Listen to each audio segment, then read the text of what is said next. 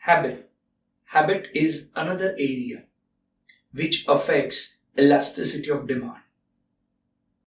Yes, the commodities which satisfies the habits, their demand is relatively inelastic.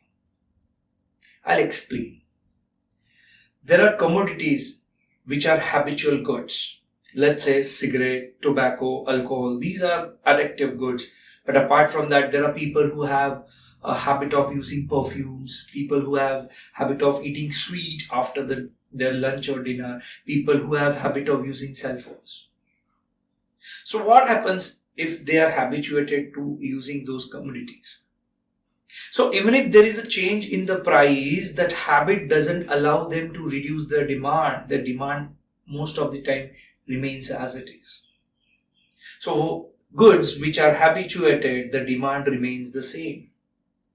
Another classic example, I'll say a student who has a habit of using cell phone and playing PUBG for at least 4-5 hours. Now this cell phone service provider, let's say Jio, earlier it was free of cost, now it's charging 500 rupees for subscription. So even if it is charging 500 rupees for subscription, its number of customers are not going down. The subscription rate are not going down. It means the habit has been created to use internet, and because of that there is no change in demand even if there is a slight price rise in the service provider. Another example, if people who are not so fond of watching television and the television service provider, let's say Tata Sky, Dish TV, all those service provider increases the price of their services. So from, let's say, 500 rupees per month subscription, now they are charging 700 rupees. I think those people who are not habituated for TV, they'll say, boss, we don't want to watch TV. Turn off. We don't want to apply for subscription.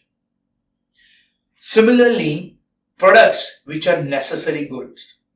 So necessary products does not change their demand even if there is a change in prices.